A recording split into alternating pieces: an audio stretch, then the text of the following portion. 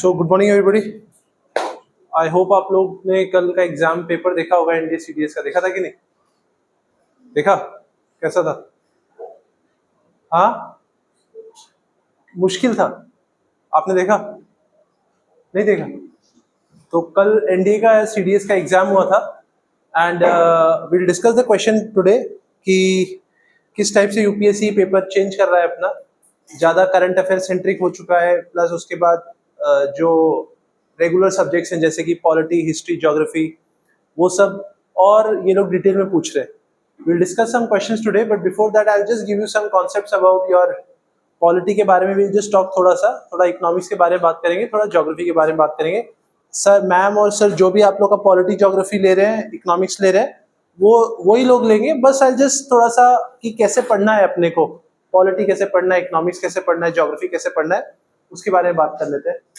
तो बेसिकली जब मैं पॉलिटी की बात करता हूँ, we always had to study the constitution part of the polity.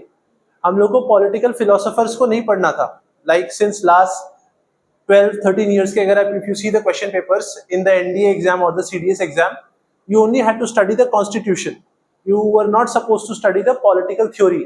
Political theory is basically Karl Marx का क्या आइडिया है, इमैनुअल कांट का क्या आइडिया है, what is communism, what is Socrates philosophy of justice। ये सब चीजें पढ़ने की जरूरत नहीं होती है, आप लोगों को सिर्फ कॉन्स्टिट्यूशन पढ़ना था। कल वाला जो पेपर आया था उसमें 2-3 क्वेश्चंस जो आए हुए थे, that was from political theory part also. There was one quote of Immanuel Kant, एक स्वराज के ऊपर एक कोट था महात्मा गांधी का, फिर उसके बाद नेताजी सुभाष चंद्र बोस के ऊपर एक कोट था। तो उन्होंने इस बार पॉलिटिकल थ्योरी से भी कुछ कुछ सवाल पूछना स्टार्ट कर दिए। बट क्योंकि उन्होंने पॉलिटिकल थ्योरी से पूछे, the good part is that they have only limited their sources to class 8, 9, 10 का एनसीईआरटी, उसके बाहर से जाके नहीं पूछा है। So say for example if I tell you about जो कल इमैनुअल कांट का कोट पूछा गया था, that quote was basically from rights chapter of class 9 book chapter 8। आप सर्च करोगे तो आपको दिख जाएगा। आज जब मैं पीपीटी भी दिखाऊंगा तभी आपको समझ में आ जाएगा कि कहां से उन्होंने पूछा है। सो पहले जब हम लोग पॉलिटी की बात करते हैं, first when we are studying about the constitution, जब आप लोग, मैम आके आप लोगों को जब पढ़ाएगी, एक चीज याद रखना कि हम लोग को ये चीज मतलब मगअप नहीं करना है। First of all understand what a constitution is. अगर मैं कॉन्स्टिट्यूशन की सिंपली से बात करूं, it is a rule book. एक किताब है जहां पे रूल्स एंड रेगुलेशंस लिखे हैं अपने देश को गवर्न करने के लिए। जब मैं कॉन्स्टिट्यूशन को खोलता हूं या जब मैं कोई किताब को खोलता हूं, वो किताब दिखाना, तो पहला क्या होता है उस किताब में? चलो ये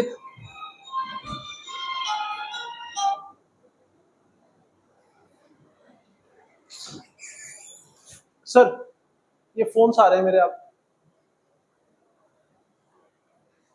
321456 पासवर्ड है, ये फोन आ रहा है, बात कर लीजिए जो है। सो जब भी आप कोई किताब को खोलते हो, first you have to understand that, अगर suppose this is the book, आप जब इस बुक को खोलोगे तो इस बुक में फर्स्ट क्या लिखा होगा? एक प्रीफेस दिया रहता है। कोई भी किताब आप खोलते हो, the writer writes about what are you going to read in the book. When we are opening our constitution also has a preface. तो जब हम लोग कॉन्स्टिट्यूशन की प्रीफेस की बात करते हैं, आई डोंट नो मैम ने आपको बताया कि नहीं, अभी तक पहुंची कि नहीं, we call it as the preamble of our constitution. इतना ही है बस। तो preface is basically the book talking about how and what are the things you are going to read in this book. When you are talking from the constitution point of view, it is basically our preamble. Second thing is, जब हम लोग और आगे जाते हैं तो आप लोग ने इस किताब में भी देखा होगा, शायद इसमें भी दे रखा है, there is a index. When we are talking about our constitution, हम लोग अब जब अपने कॉन्स्टिट्यूशन की बात करें, the index of our constitution is nothing but the parts of our constitution. So what are the parts? So there are currently 25 parts. कैसे 25 parts हैं? First part talks about union and territories. Second part talks about citizenship. Third part talks about fundamental rights. Fourth part talks about directive principle of state policy. Part 4A talks about fundamental duties. ऐसे करके हमारे 25 parts हैं total in our constitution. And when you are studying the polity, you have to study it like that.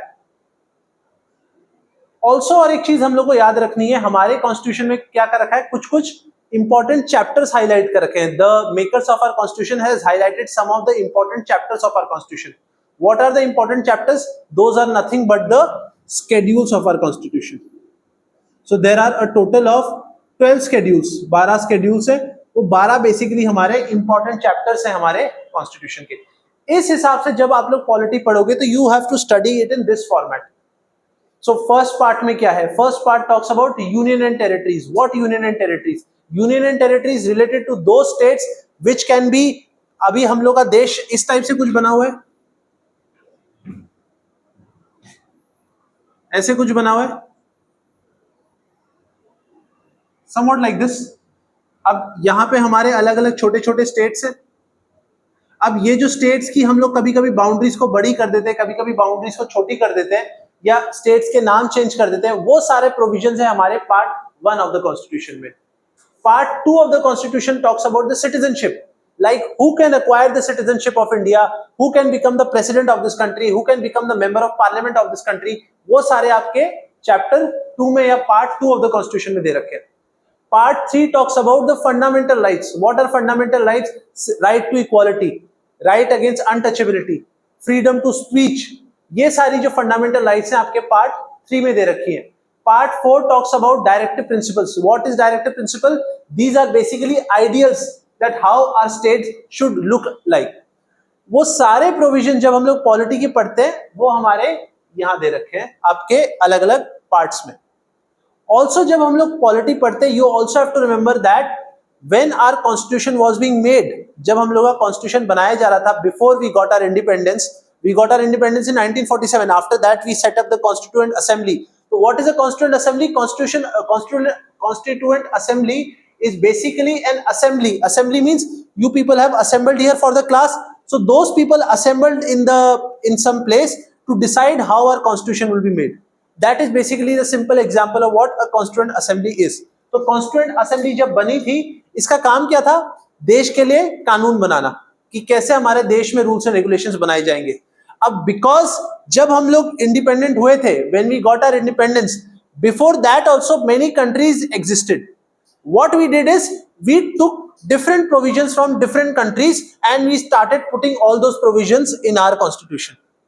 तो again अगर मैं अपने constitution के, अपने देश के कॉन्स्टिट्यूशन का अगर मैं एक फीचर बताऊं, it is a borrowed constitution. Borrowed means हमने जो फंडामेंटल राइट्स का जो कॉन्सेप्ट है, that is in our part 3 of our constitution, we have taken from United States of America. Similarly, directive principle of state policy का जो concept है, we have taken it from Ireland. Germany से हम लोग ने कैसे हम लोग इमरजेंसी प्रोविजंस लगाएंगे, वो हम लोग ने ले रखा है जर्मनी से. लाइकवाइज हम लोग ने अलग अलग प्रोविजंस उठा रखे अपने देश के संविधान को बनाने के लिए, एंड इसीलिए हमारे देश के संविधान को एक बोरोड कॉन्स्टिट्यूशन भी बोला गया. अब ये सारी चीजें आपको टीचर आके पढ़ाएगा, but what you have to understand is that always study it in a chronological pattern, कि पहले क्या हुआ था, सेकेंड टाइम क्या हुआ था. एंड मगअप करने की जरूरत नहीं है. मगअप क्या करना पड़ेगा? मगअप आपको करने पड़ेंगे आर्टिकल्स. और एक चीज याद रखना, जो भी हमारे प्रोविजंस हमारे देश में जो अप्लाई होते हैं, से फॉर एग्जांपल सेंट्रल लेवल पे जो अप्लाई होते हैं, वो सेम प्रोविजंस हमारे स्टेट लेवल पे भी अप्लाई होते हैं. से फॉर एग्जांपल अभी मैं आपको एक क्वेश्चन दिखाऊंगा. अगर ये हमारा देश है,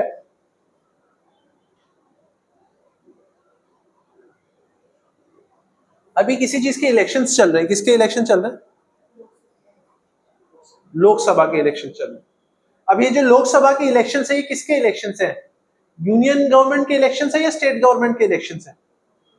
यूनियन गवर्नमेंट के इलेक्शन है. तो ये जो यूनियन गवर्नमेंट के इलेक्शन है, बेसिकली ये देश को जो चलाने वाली जो यूनियन गवर्नमेंट बनेगी, उसको डिसाइड करेगी. तो जब हम लोग अपने देश की बात करते हैं, जो हम लोग जो रूल्स एंड रेगुलेशंस बनाते हैं हमारे देश में जो रूल्स एंड रेगुलेशंस बनाने के जो काम को डिवाइड कर रखा है, वो 3 तरीके से डिवाइड कर रखा है. First, there is a legislature. Second, there is an executive. Third, there is a judiciary. First, there is a legislature. Second, there is an executive. Third, there is a judiciary. Legislature का काम होता है rules and regulations को legislate करना. अब central level पे जो main जो रूल्स एंड रेगुलेशंस बनाएंगी, यहां पे हमारी एक पार्लियामेंट बैठी है जो रूल्स एंड रेगुलेशंस बनाती है. सुना होगा पार्लियामेंट के बारे में, सुना है कि नहीं? What are the two houses of the parliament? Lok Sabha and Rajya Sabha. So अभी जैसे कि हमारे लोकसभा के इलेक्शंस हो रहे हैं, इसके कब इलेक्शंस होते हैं?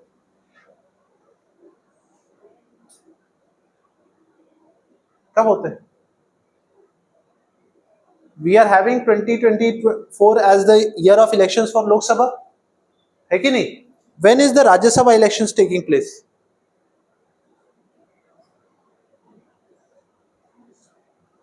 No idea, sir. Okay, what is State Legislative Assembly?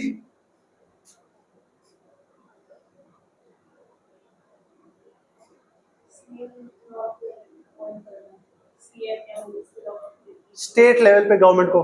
सो देखो, पॉलिटी में जाने से पहले ये सब चीजें जान लेना, ठीक है ना, अपने देश के बारे में क्या हो रहा है क्या नहीं हो रहा. वो मैडम भी नहीं पढ़ाएगी आपको पॉलिटी में आके. सो बेसिकली हमारे देश में क्या सिस्टम है, एक हम लोग का यूनियन है जो पूरे देश को संभालता है, और हमारे क्या है, छोटे छोटे स्टेट्स हैं. नागालैंड, अरुणाचल हो गया, नागालैंड हो गया, मणिपुर हो गया, मिजोरम हो गया, त्रिपुरा हो गया, असम हो गया, गुजरात हो गया. Likewise we have different states. हम लोग का पहले there was a concept of the country called India. There was no concept of state in our country. There was the concept of country that is India. पहले हमारी एक geographical boundary decide करी गई थी जब हम लोग का देश आजाद हुआ था, दैट ये पूरी टेरिटरी टुगेदर क्या कहलाएगी, इंडिया या भारत. अब उस इंडिया या भारत में से what we decided, we will create small small states. Why we will create small small states? For administrative convenience. What is administrative convenience? Say for example, आज के दिन में असम में पानी की प्रॉब्लम है. If there is a water scarcity in Assam, you will be addressing this scarcity to your local MLA. You will not be going to the Prime Minister directly and telling your problem to the Prime Minister. If you have any water scarcity problem, if you have road and infrastructure problem, if you have a health emergency, whatever the situation is, you are going to address these problems to your local MLA, not the Prime Minister of this country or the Home Minister of this country or the Health and Education Minister of this country. This is the reason why, for administrative convenience, remember this word, administrative convenience, we created small small states. अब इस states में क्या होता है, अब जैसे कि मैं अगर नॉर्थ ईस्ट का एग्जांपल ले लूं, कुछ इस तरह से दिखता है नॉर्थ ईस्ट अपना. यहाँ पे असम है, ऊपर में अरुणाचल है, यहाँ पे नागालैंड है, यहाँ पे मिजोरम है, और यहाँ पे मणिपुर है. सॉरी, यहाँ नागालैंड मिजोरम नहीं, यहाँ पे मणिपुर है और यहाँ पे मिजोरम है, और यहाँ पे आपका त्रिपुरा है, and this is your Bangladesh.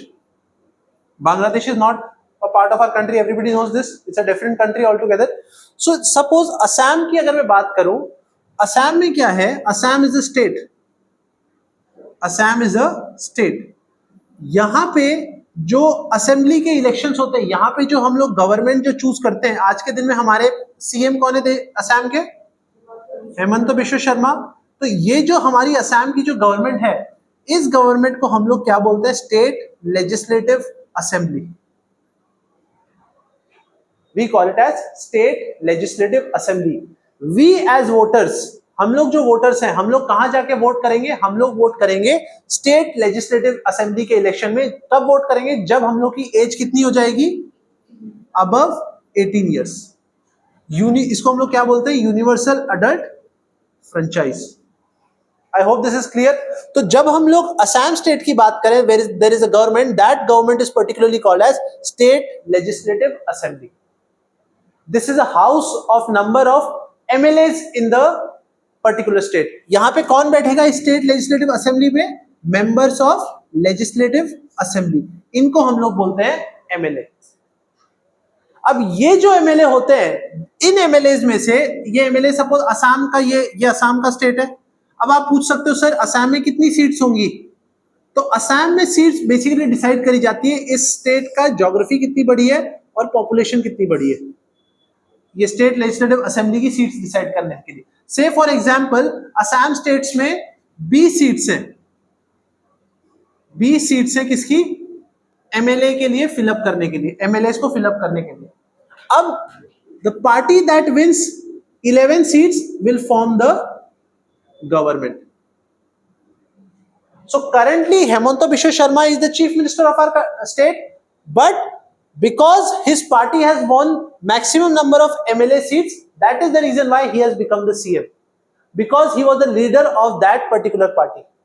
Because he was the leader of that particular party, that is BJP, that is the reason why BJP is currently ruling in Assam along with other few small governments, and that is the reason why Hemanta Biswa Sharma is the chief minister of our country, state. This type of concept exists at the state level. State की level पे ऐसा concept apply करता है. अब असम में हो सकती है 20 सीट्स, 11 सीट्स आ गई तो आप गवर्नमेंट फॉर्म कर लोगे. नागालैंड में हो सकती है शायद 15 सीट्स, मिजोरम में हो सकती है शायद 12 सीट्स, गोवा में हो सकती है शायद 10 seats. Why? Because the geographical boundary of Goa is smaller than Assam. Goa छोटा सा स्टेट है. Geographical boundary of Nagaland is somewhat bigger than Mizoram.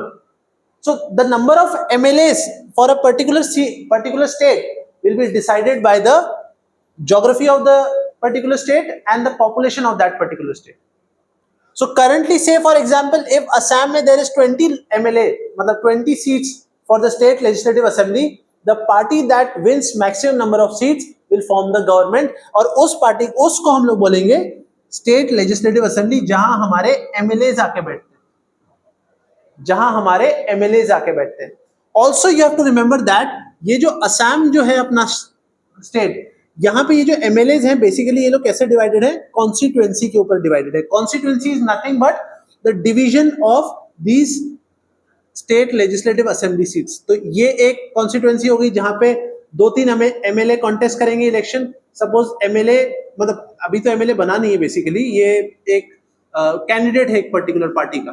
So say for example Congress will contest seats from this particular constituency, BJP is also contesting from this constituency, Assam Gana Parishad is also contesting from this particular constituency.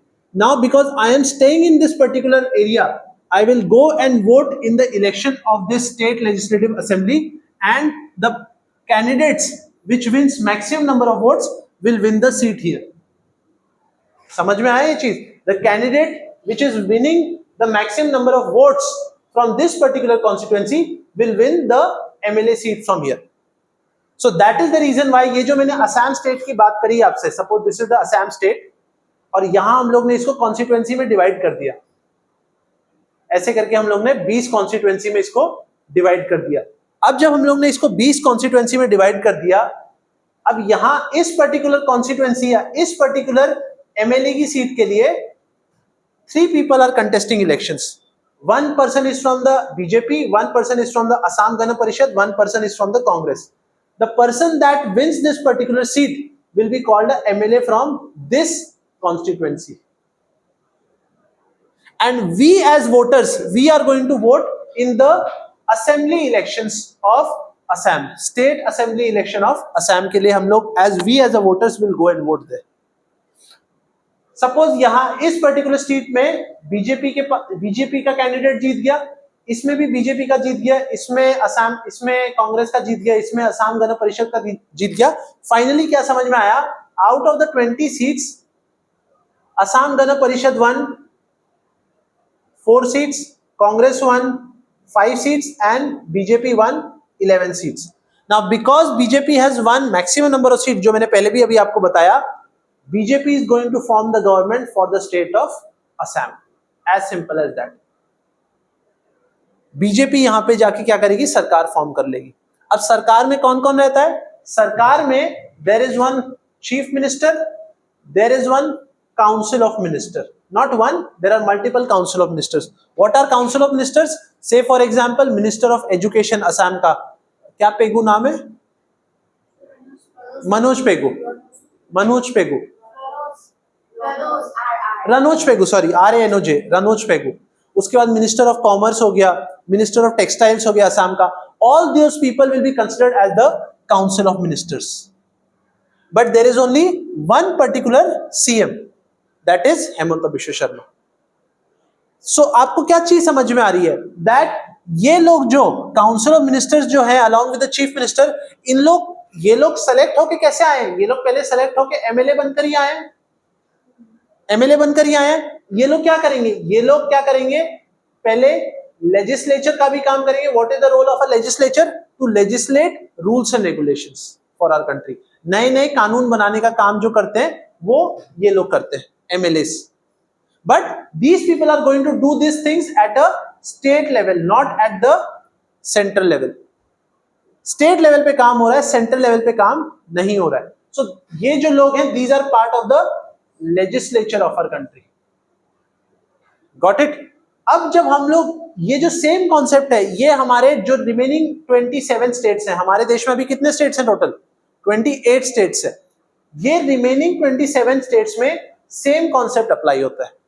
So you as an individual, you are not going to go and vote in the state assembly elections of Rajasthan, Nagaland, anywhere so to say. If you are from Nagaland or Manipur, you will be voting there. You will not be voting in Assam. So ये जो पूरा जो concept है, ये apply remaining 27 states में same तरीके से करता है।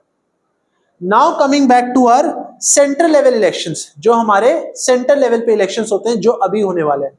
तो हमारे सेंट्रल लेवल पे देयर इज अ पार्लियामेंट।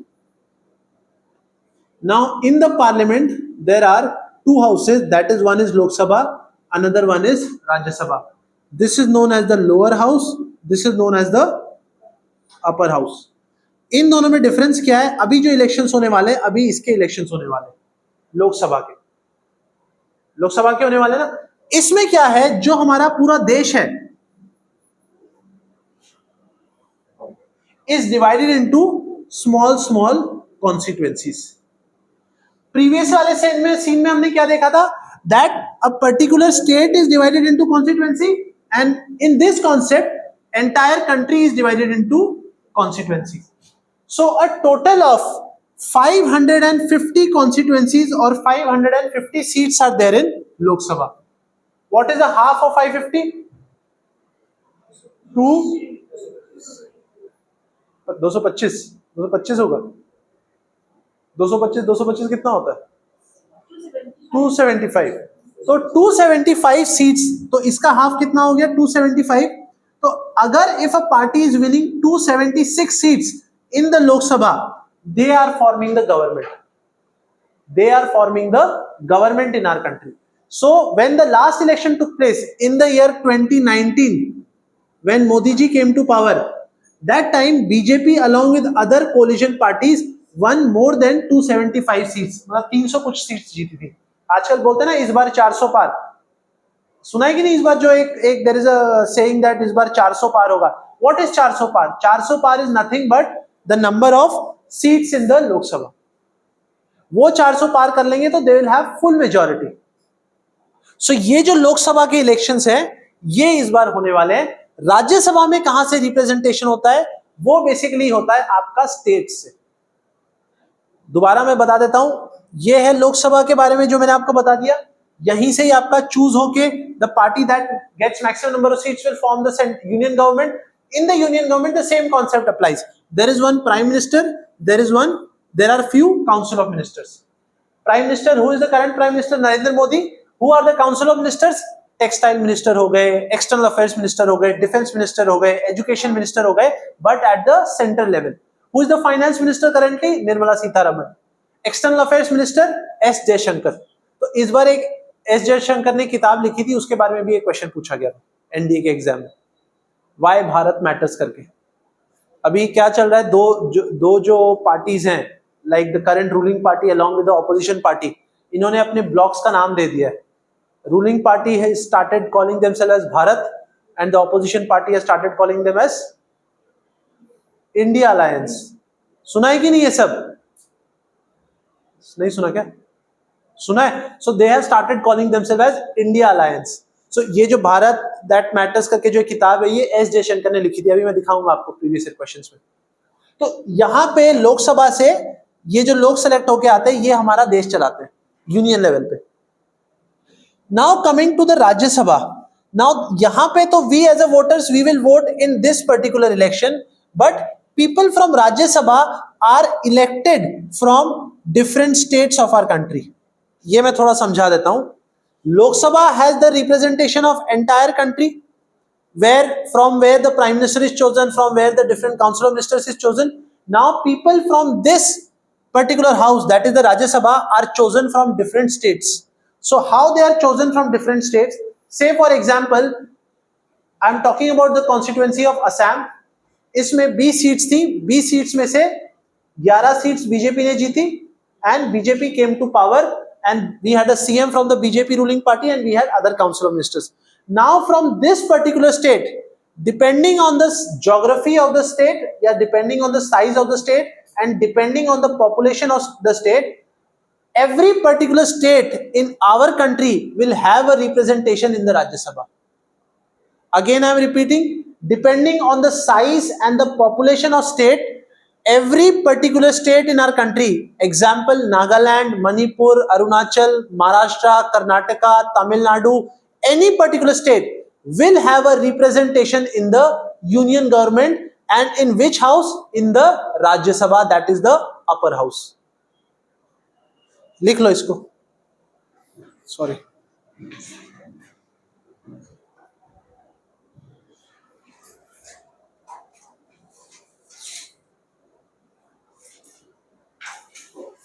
तो कहां से होगा राज्यसभा का रिप्रेजेंटेशन, लिख लो.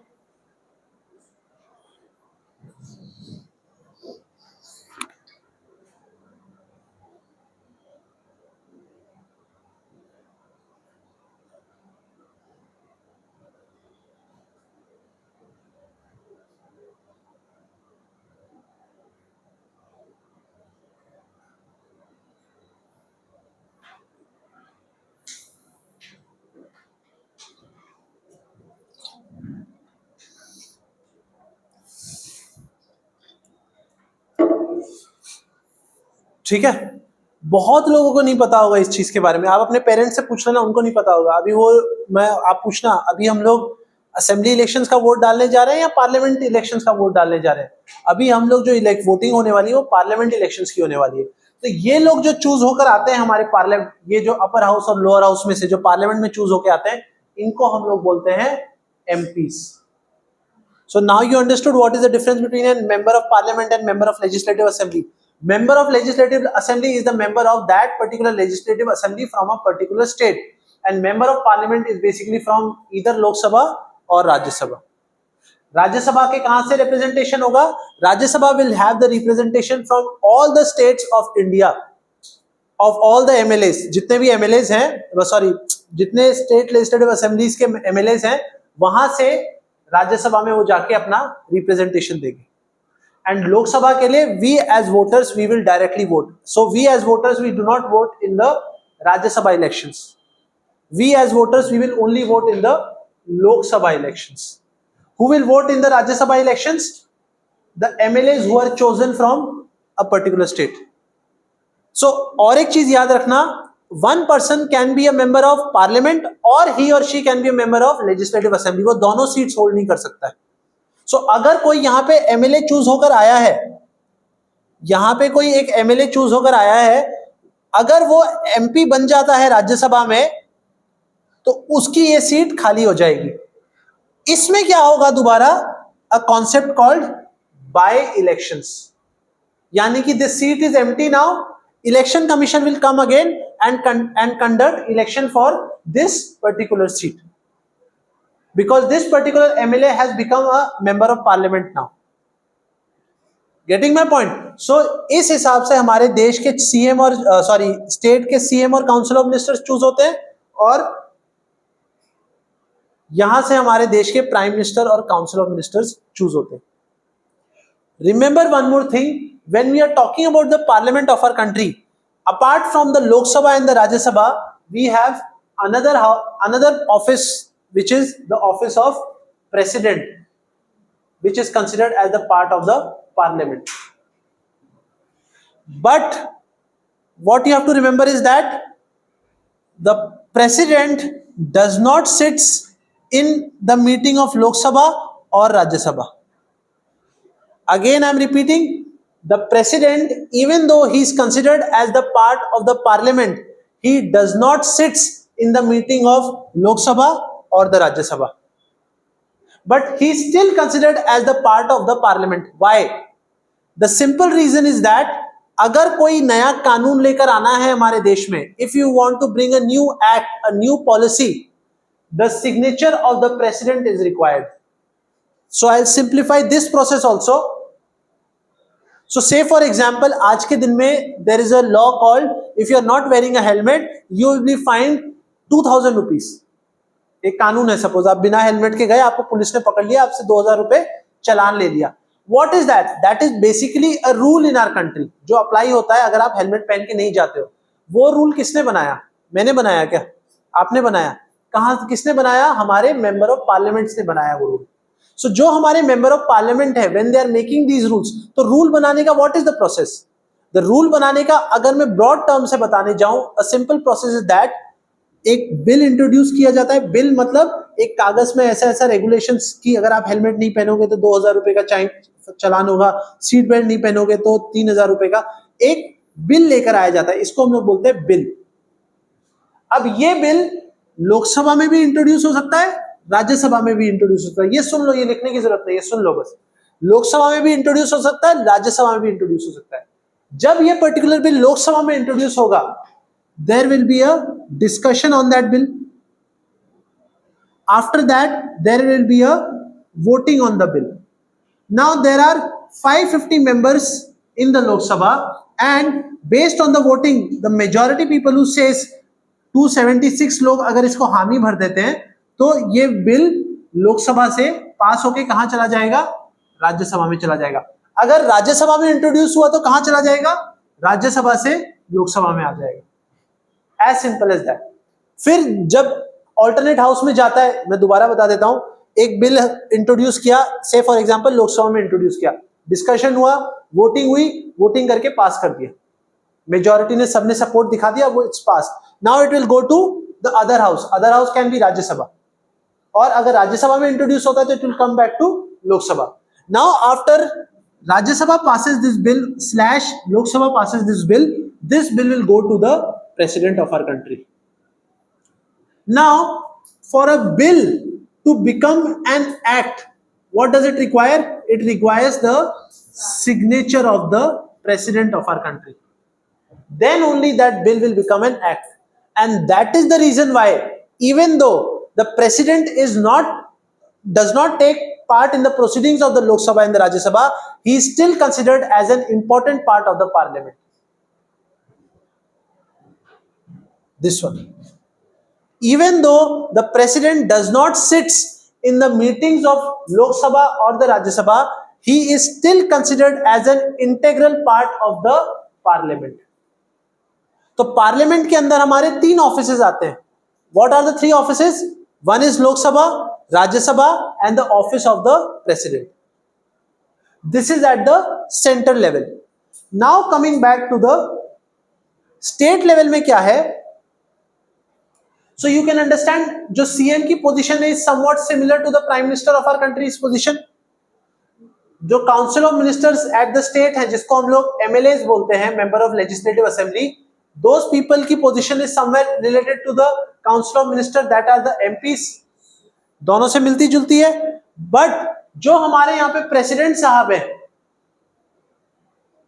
उनकी पोजीशन किससे मिलेगी स्टेट लेवल पे? उसकी पोजीशन मिलती है गवर्नर ऑफ दिस स्टेट. उसकी पोजीशन मिलती है गवर्नर ऑफ द स्टेट से. तो अभी के हमारे गवर्नर कौन है? क्या नाम है उनका? खट्टर करके कुछ है. क्या नाम है? खट्टर करके ही तो है. यही तो घर है उनका, बेलेव्यू के पास में. उनका नाम क्या है? खट्टर करके कुछ है, मेरे को जितना याद आ रहा है. एक्स, जो भी नाम है, mister XYZ.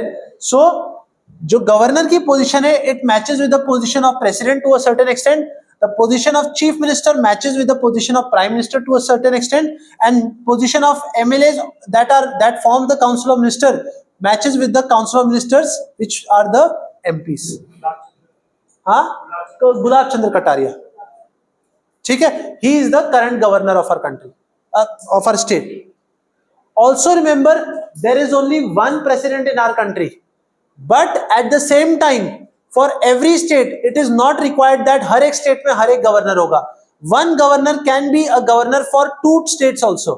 So the governor of our particular state, that is Gulab Chandra Kataria, is the governor of Assam as well as the governor of Nagaland. जो हमारे गवर्नर हैं वो असम के भी गवर्नर है, पोजीशन होल्ड करते हैं, एंड नागालैंड के भी गवर्नर की पोजीशन होल्ड करते हैं. ये है बेसिक पॉलिटी जो आपको जाननी है. We as a voters, we will vote in the elections for Lok Sabha and Legislative Assembly of the particular state we belong to. We belong to as in जहां पे हम लोग का डोमिसाइल है. Domicile as in if I am if I have a documentation of Assam, I'll be voting in the State Legislative Assembly of Assam, even though I can be from Haryana, Rajasthan, wherever, but because I have the documents of this particular state, I'll be voting in this particular state. अगर मैं हरियाणा का domicile होता तो मैं हरियाणा में जाके भी vote कर सकता था. As simple as that. समझ में आ गया? ये polity you have to know. On this polity, your entire structure will be based on. अब इस पॉलिटी के बाद हम लोग सिटीजन का कॉन्सेप्ट स्टार्ट हो जाता है, जो हम लोग हैं. अब इस इंसान को बिकॉज इस देश में रह रहा है तो he is considered as the citizen of this country. What is the difference between a citizen of a country and a not a citizen of a country? Maybe a foreigner. What is the difference? Obviously, say for example, in our country, suppose this is our country. Every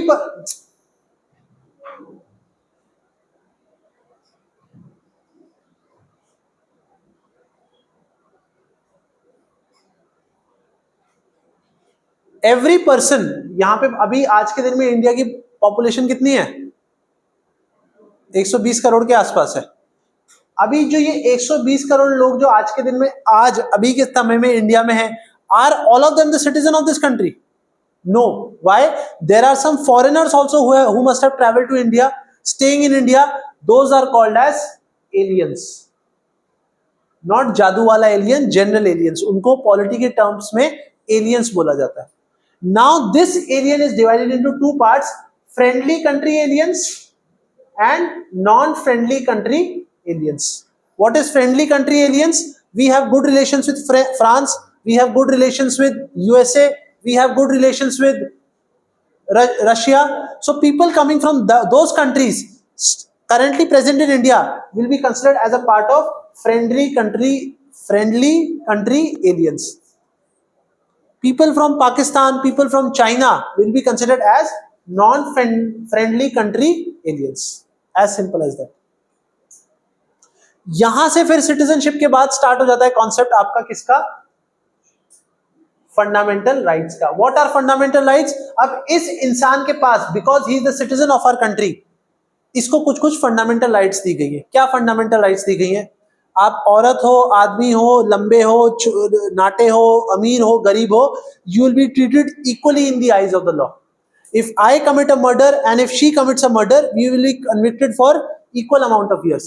10 साल की अगर सजा है तो मुझे भी उतनी मिलेगी, उसे भी इतनी मिलेगी. It is mentioned in Article 15 of the Constitution. Nobody should be discriminated based on race, caste, religion, sex, place of birth. एक और आर्टिकल है, Article 17. That talks about right against untouchability. Now what is untouchability? आपने हमारे पहले सुना होगा, हमारे यहाँ पे इंडिया में एक नीची कास्ट का आदमी कुएं से पानी नहीं निकाल सकता था, तालाब से ही cannot draw water from there. या साउथ इंडिया में जहाँ पे और भी आज के मतलब to a certain extent untouchability was prevalent that time. जो higher caste, that is the Brahmins and all, वो लोग हायर पेडेस्टल पे बैठते थे, लोअर कास्ट वाले बच्चों को जमीन पे बिठाया जाता था. अब मैंने इसको यहाँ पे बोला ये टोपी पहन के बैठा, ये जमीन पे बैठेगा कल से. जस्ट मैं एग्जांपल दे रहा हूँ, नहीं बिठाऊंगा मैं. तो मैं क्या कर रहा हूं, मैं इसकी फंडामेंटल राइट्स को इन्फ्रिंज कर रहा हूं. Likewise, there is another fundamental right, that is freedom to speech and expression. I have the right to speak whatever I want, but there are certain conditionalities, there are certain limitations. I cannot go and speak rubbish about some other religion. I can profess my religion. I can say Hinduism is good, but I cannot go and say that Christianity is bad. Likewise, for this particular person, there are certain fundamental rights. Now, fundamental rights हमको protect भी करता है औरों से और सरकार से भी. अब सरकार कल को कोई आर्बिट्री मेजर लेकर आएगी, उससे भी हमको ये फंडामेंटल राइट्स बचाती है. कैसे बचाती है? अगर मेरी फंडामेंटल राइट्स को किसी ने इन्फ्रिंज किया तो मैं क्या करूंगा? कोर्ट में जाके उसके अगेंस्ट कंप्लेंट कर दूंगा and court will serve justice against that. इस हिसाब से पॉलिटी पढ़ना है. अगला एक और चैप्टर आता है, that is directive principle of state policy. What is directive principle of state policy? How our state should look like. Welfare state in the sense, हमारे देश में सबके पास आज के दिन में एजुकेशन होनी चाहिए, सबके पास हेल्थ इंफ्रास्ट्रक्चर होना चाहिए, सबके पास access to good and clean and drinking water होना चाहिए, सबके पास एम्प्लॉयमेंट होनी चाहिए. वो सारी बातें जो जिस चैप्टर में कर रखी है हमारे कॉन्स्टिट्यूशन की, that chapter is basically directive principles और स्टेट पॉलिसी. यानी कि एक डायरेक्टिव्स हैं कि हमारा स्टेट हमको कैसा चाहिए. राम राज्य चाहिए ना हम लोग को, मतलब अब state where everybody is getting justice, everybody is equal, everybody has jobs, everybody has access to education. We want that kind of state. State in the sense, state, जब मैं state की बात करता हूँ, I am talking about the country India. So the word state is also used in reference with country of this India, that is the country. जब मैं Assam as a state की बात कर रहा हूँ, that is a state. But when I am using a state called India, India को भी हम लोग एक state की तरह ही मानते हैं. Okay, so what kind of state we want? We want where there is equality, justice, employment, clean drinking water, everything. वो सारे ideals कहाँ mention कर रखे हैं? It is mentioned under directive principles of state policy, which is forms which chapter of our constitution? Chapter 4 of our constitution, or you can say chapter part 4 of our constitution. इसके बाद और एक chapter है, that is chapter 4A, which talks about fundamental duties. अब कुछ fundamental rights आपको दी गई है, तो कुछ फंडामेंटल ड्यूटीज भी हैं आपकी. कैसी फंडामेंटल ड्यूटीज है? वो सब टीचर आके पढ़ाएगी आपको, मैं बस ऊपर से बता रहा हूं. क्या फंडामेंटल ड्यूटीज है? आपको नेशनल मॉन्यूमेंट को प्रोटेक्ट करके रखना है. ताजमहल में जाके आई लव सरिता करके नहीं लिखना है ऐसे करके, ठीक है? आपको एनवायरमेंट को क्लीन रखना है, प्लास्टिक बर्न नहीं करना है. अपने नेशनल जो हम लोग ने जो फ्रीडम स्ट्रगल जो किया था उसको चेरिश करना है. ऐसे करके हमारे 12 फंडामेंटल ड्यूटीज है. And after that, other provisions of how to govern the state, how to govern the country, what are the powers of panchayats, वो सारों के बारे में बात करी गई. तो ये है हमारा मोटे तरीके से देखा जाए तो पॉलिटी, और इस हिसाब से पॉलिटी को पढ़ना है. उसमें अलग अलग कानून हैं, उसमें अलग अलग प्रोविजंस हैं, उसमें अलग अलग रूल्स एंड रेगुलेशंस हैं. तो मैं दोबारा जो अभी अपन ने पढ़ा उसको एक बार मैं रिपीट कर देता हूं. So in our country the organs of the government are legislative, executive and judiciary. Legislative का क्या काम होता है, या लेजिस्लेचर का क्या काम होता है? To legislate rules and regulations. Legislate मतलब to make rules and regulations. ये तो आपने क्लास 6-7 में पढ़ा होगा. To make rules and regulations is the activity performed by the legislature of our country. Executive का क्या काम रहेगा? To execute these rules and regulations. अब आज के दिन में एक कानून बनाया था जिसके बारे में मैंने बात करी थी. If you are not wearing a helmet you will be charged a 2000 rupees fine. The law is being made at the parliament, but at the ground level are the MPs coming and fining you? Who is fining you? The police who is standing there. Those police, the bureaucracy, they form the part of the executive. The police हो गया, bureaucracy हो गया, government servants हो गए, those are the part of executive who are executing those rules and regulations. Once you join the Indian Army or the Indian Navy, you will be a part of the executive. You are not making rules and regulations. You are only defending our country during the time of needs. आप executive का part कहलाओगे, legislature का नहीं. And finally, अगर मैं helmet नहीं पहनता हूँ, if I am not wearing the helmet and I am disobeying the rules and regulations, what will happen? The executive will arrest me and will present to me before the judiciary. Judiciary is basically the Supreme Court, High Court, District Courts and all these things. और ये लोग क्या करते हैं? ये लोग सजा सुनाते हैं. अगर आपने क्राइम किया है, आपकी गलती है कि नहीं, वो सजा सुनाने का काम किसका होगा? जुडिशरी का। ऐसे हमारे ऑर्गन्स को डिवाइड कर रखा है। We as citizen, we will vote in the elections for legislative assembly and Lok Sabha.